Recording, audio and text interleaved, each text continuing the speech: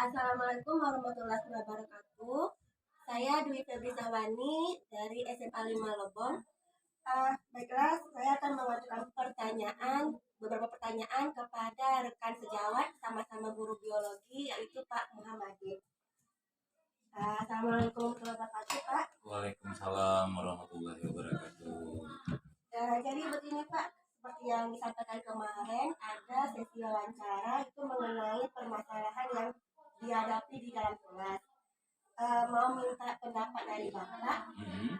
Yang pertama itu Pak, masalah pertama tentang aktivitas siswa. Aktivitas siswa yang pernah dihadapi di kelas itu siswanya masih belum terlihat aktif, masih pasif. Nah, kalau menurut Bapak penyebabnya apa? Kalau mengenai kegiatan belajar mengajar dalam kelas itu, kalau di mana kita melihat bahwa ditemukannya ada aktivitas siswa itu kebanyakan pasif atau bisa dikatakan rendah, ya. Itu mungkin banyak disebabkan oleh beberapa hal. Yang pertama, mungkin siswanya belum siap untuk menerima pembelajaran hari itu.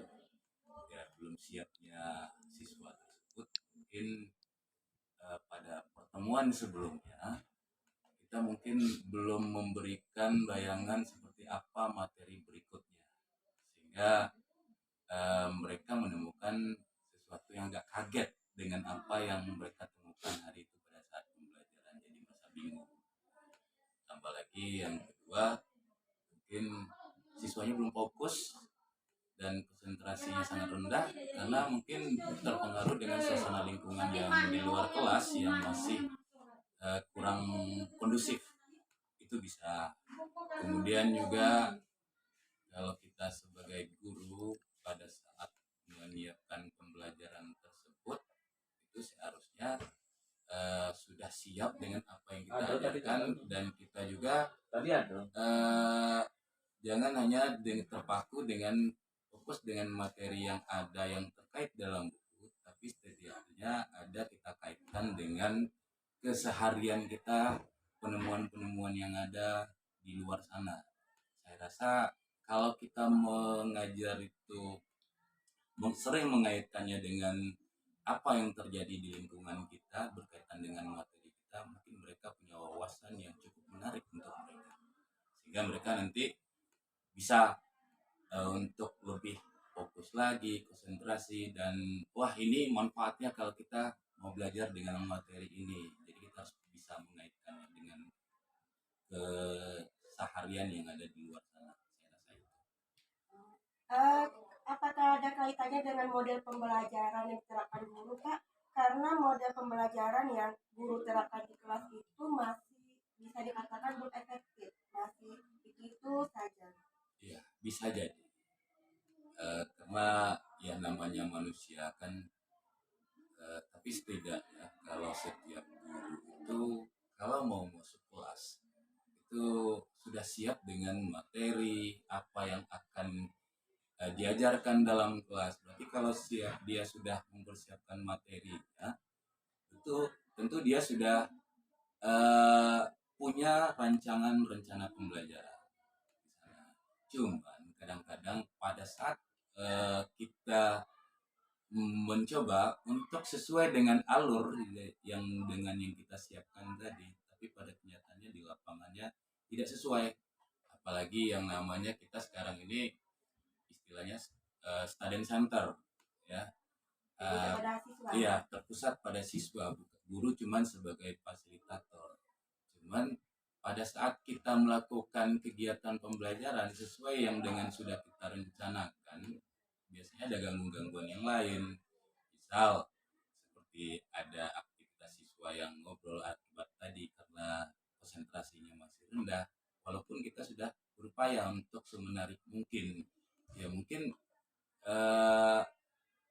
kita yang tadinya katanya student center, pada saat kita melakukan biasanya kita kan ada tahapan dalam pembelajaran itu, misalnya kita melakukan menggunakan metode discovery, orientasi. Jadi pada saat mereka melihat kita menstimulus di sana, dia cuma membaca gambar saja, tapi tidak ada yang apa yang bisa dia temukan di sana. Cuman oh itu gambarnya tentang gambar hewan Pak. Jadi mereka kurang kreatif untuk bertanya. Jadi tidak terkemuka pertanyaan apa yang muncul, apa yang harus ditanyakan. Dan ditambah juga dengan kebiasaan guru kalau sudah ditanya sama anak, akhirnya terjadi komunikasi dua arah. Komunikasi dua arah sehingga nanti monoton jadinya. Seharusnya kalau gurunya itu mengajar yang namanya student center, apabila ditemukan ada satu permasalahan, ya kita jadikan itu sebagai permasalahan yang harus kita cari solusinya untuk pembelajaran itu. Cuman guru-guru pada umumnya gurunya sering terpancing.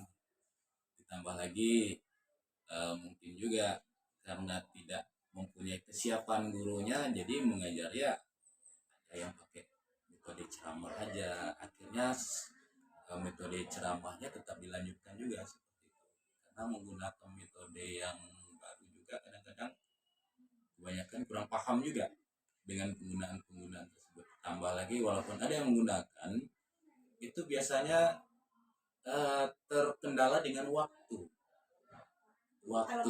Iya, alokasi waktu, karena guru belum mampu untuk memanajemen bagaimana waktu yang efisien untuk kegiatan pembelajaran tersebut.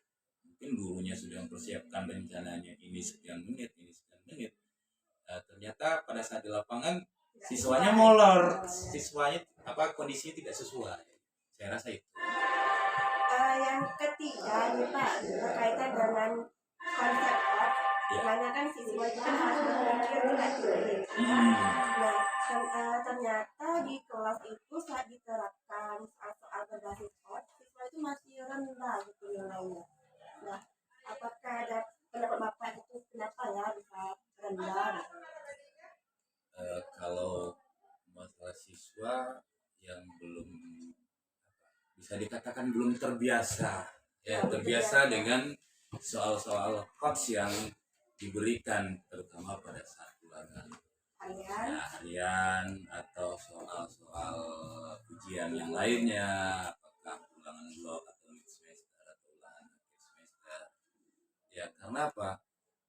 Dalam setiap pembelajaran itu gurunya juga tidak terbiasa untuk memberikan soal-soal tersebut pada anak. Ya, kenapa tidak terbiasa? Karena tidak terbiasa menulis soal coach. Ya, tidak terbiasa. Mungkin gurunya juga banyak juga yang kurang paham gimana nih soal coach ini. Kadang-kadang berpikir, oh kira-kira ini soalnya gampang sih untuk dikerjakan. Tapi bagi anak itu sudah susah. Padahal masih ringan, apalagi kalau diberikan dengan soal chord.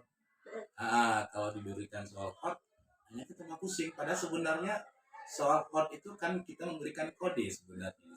Ada jawaban yang tertentu yang sangat berbeda pernyataan-pernyataannya dari jawaban yang bukan yang diminta. Walaupun dalam bentuk cerita. Iya, walaupun cerita bisa ini, dan artinya pas siswanya belum terbiasa dan gurunya juga belum terbiasa, mungkin juga belum mampu untuk membuat soal quote. Karena saya juga sering diskusi dengan kawan-kawan, mereka juga bingung gimana sih soal quote yang standar seperti apa, karena mungkin masih banyaknya kurang pelatihan atau apa. Terakhir itu berkesinambungan dengan perkembangan teknologi. Nah, guru itu Pak masih kurang kalau menerapkan teknologi dalam proses pembelajarannya. Nah, apa kira-kira menurut Bapak pendekatannya? Kalau menggunakan teknologi, ya sekarang zamannya zaman IT ya sebenarnya. Ya, kalau menurut saya itu banyak karena mereka mungkin dari awal mungkin bersikap skeptis. Ada beberapa orang itu mungkin bersifat skeptis dan tidak mau untuk menggunakan metode seperti itu, menggunakan teknologi. Kemudian ada juga yang mau belajar tapi belum mahir seperti itu, menggunakan teknologi tersebut. Ada yang mau. Kadang-kadang kita beranggapan guru-guru senior yang umurnya sudah kepala lima, misalnya sebentar lagi pensiun. Ada loh yang orang beranggapan mereka tidak paham teknologi, gaptek. Tapi ternyata mereka bisa, walaupun sebatas Word atau Excel. Mungkin kalau ada formula-formula mungkin dia masih ini. Nah, kemudian juga yang kedua, walaupun sudah banyak yang paham dengan IT, kembali lagi dengan sarana dan prasarana yang disediakan oleh sekolah. Ya, kita tahu sendiri bahwa sarana dan prasarana yang ada di sekolah itu bisa jadi belum memadai. Kadang-kadang masih, kalau seandainya kita ke dalam kelas ke bawah fokus, kebetulan menggunakan IT di sana atau menggunakan HP, ternyata stok yang ada infokusnya belum sesuai dengan jumlah kelas yang ada. Yang berkaitan juga dengan dana yang tersedia. Mungkin ada prioritas yang lain bagi pihak pengelola keuangan sekolah yang mungkin lebih urgen lah, sehingga untuk penggunaan teknologi ini masih rendah di sini. Tapi pada umumnya kalau saya perhatikan semuanya mau, ya, cuman terkendala dengan mereka belum paham dengan teknologi, walaupun ada yang tidak paham, kendala dengan sarana yang tersedia tadi. Oke, sepertinya itu saja Pak. Sudah menjawab semua yang saya ingin tanyakan. Terima kasih sebelumnya waktunya, kemudian arahannya Pak. Terima kasih sekali.